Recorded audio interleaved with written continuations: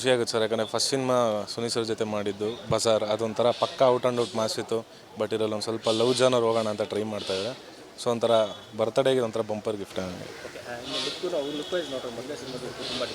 ಹೌದು sir,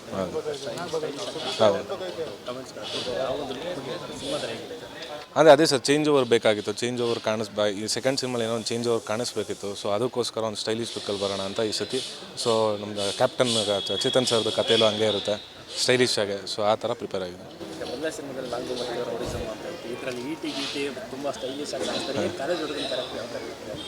college ಅಂದರೆ like ಮಾಮೂಲಿ ಒಂದು ಲವ್ ಸಬ್ಜೆಕ್ಟ್ ಇರುತ್ತೆ, ಬಟ್ ಮುಚ್ಚುಗಿಚ್ಚೆಲ್ಲ ಬಿಡೋಲ್ಲ. ಮುಚ್ಚಿಡ್ಕೊಂಡ್ರೆ ಜೀವನ ಇಲ್ಲಿಗ ಮುಚ್ಚು ಇರುತ್ತೆ. ಸೊ ಮಾಸ್ ವಿತ್ ಲವ್ ಆ ಥರ ಜಾನರಲ್ಲಿ ಹೋಗ್ತಾ ಇದ್ದೀನಿ.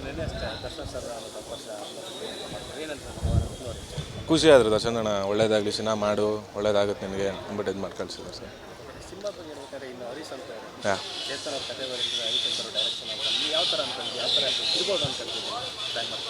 ಅಂದರೆ ಒಂದು ಒಳ್ಳೆ ನನಗೆ ಇದು ಒಂದು ಪ್ಲ್ಯಾಟ್ಫಾರ್ಮ್ ಸಿಕ್ತು ಅನ್ಸುತ್ತೆ ಸರ್. ಒಳ್ಳೆ ಪ್ರೊಡ್ಯೂಸರ್ ಸರ್, ನಮ್ಮ ಸುಪ್ರೀತ್ ಸರ್ ಆಗಿರ್ಬೋದು, ಕತೆ ಬಂದು ಚೇತನ್ ಸರ್ದು, ಡೈರೆಕ್ಟರ್ ಸಂತು ಸರು. ಸೊ ಎಲ್ಲ ಒಂದು ಟೀಮ್ ಅಪ್ ಮಾಡಿ ಒಂದು ಒಳ್ಳೆ ಸಿನಿಮಾ ಕೊಡಬೇಕು ಅಂತ ಮಾಡ್ತಾಯಿದ್ದೀವಿ.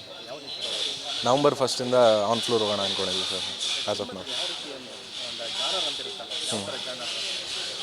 ಅಂದರೆ ಅದೇ ಹೇಳಿದ್ನಲ್ಲ ಸರ್, ಸ್ವಲ್ಪ ಲವ್ ವಿತ್ ಆ್ಯಕ್ಷನ್ ಮಾಸ್. ನೀವು ಜಾಸ್ತಿ ಎಲ್ಲ ಬಾಯಿ ಬಿಡಿಸ್ಕೊಂಬಿಡಿ ಸಾಕು.